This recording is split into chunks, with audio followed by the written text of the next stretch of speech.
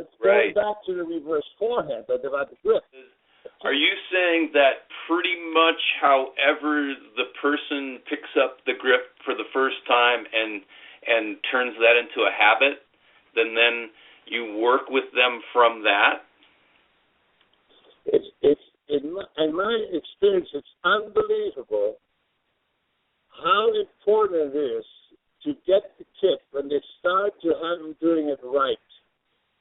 It's so crucial to even have 5 hours or 10 hours, and you teach them the wrong. You have a problem all the way through. I don't know exactly how this sock hits his forehead, but it looks almost like Courier did. Really extreme. I mean, it's an unbelievable well. I mean, but when kids start like that, it's very difficult to change. It is very difficult. It's very, very important. I start right with everything, whether it's the volley, whether it's the forehand, whatever it is. The only thing that makes it a little more difficult is the serve, because you cannot really teach a kid with a continental grip serving right away. That's the only time that you slip it little by little by little. But the forehand, if that is an extreme, I call it the crazy grip, almost where the hand is underneath the racket. When they start with that, and the only ball they can hit is a high ball. If they get a low fastball, they're dead. Unless they reverse it like Nadal does. Nadal cannot hit a hard, fast, low ball to the forehand with his grip. I think any time you go more to the extreme forehand grip, a fast, low ball is brutal. Can't really hit them. You can hit high balls, but not low balls. So it's very important when you start a kid to get at least a Western grip or a little bit past the Western grip, but that's about it. Slice low to Robbie Gineppri's backhand, because once he got that low slice to Gineppri's backhand, the point was pretty much over. Right, because maybe Gineppri's grip was a little too extreme. That's another thing that happens, because people, and I warn the coaches, because what they're starting to do, even the backhand grips are starting to become a little bit more extreme, getting some more topspin on the ball, okay? That's what a lot of these guys keep. The grip goes over almost on the backhand side, on the forehand side, more towards it should be towards the Western grip a little bit. So the racket turns over and closes off.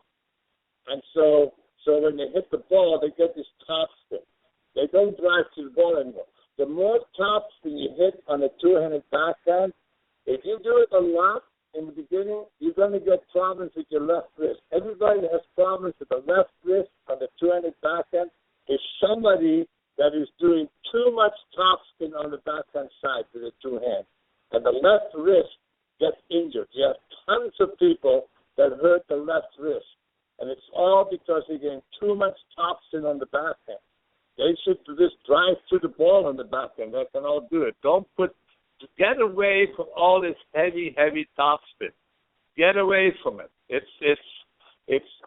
think it ruins the kids. I think all this heavy topspin, even on the forehand. I mean, it works in the 11 and the 12s, the 13s, but once they're going to the pros, it doesn't really work anymore. It doesn't work. So, but I want to go back to Sampras. Sampras, I was teaching. I have a tape. I don't have it on what is it, DVD. I should transfer it. I have it on this old piece. And he has a lesson. And I'm feeding the ball, and the ball sticks on the line, okay? And Sampras hits it, and he hits it semi-reverse. And I hear me yelling, "What the hell do you think you're doing?" I said, move your feet and get in position. He goes, "Robert, the ball was skidding on the line." I don't care, whatever, I have a tape about 6 months later, and I'm running him corner to corner, and he's hitting every forehand reverse, and I'm not saying one thing. And Sanders hit a lot of forehands reverse. Nobody knows that. I don't think, no. Sanders hit a lot of forehands reverse. Mm-hmm. And so this is like 25 years ago at least. So that's when I sort of learned about the reverse forehand. I saw the value of it. I go, when the ball comes really fast, that's what you do. Because he did it. He had a lot of reverse forehand. Sampras did. Yeah, but the reverse forehand got in my mind, you know.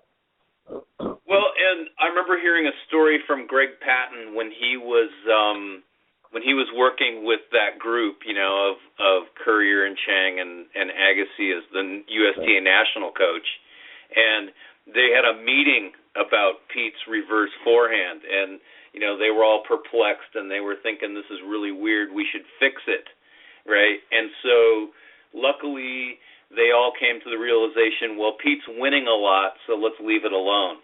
But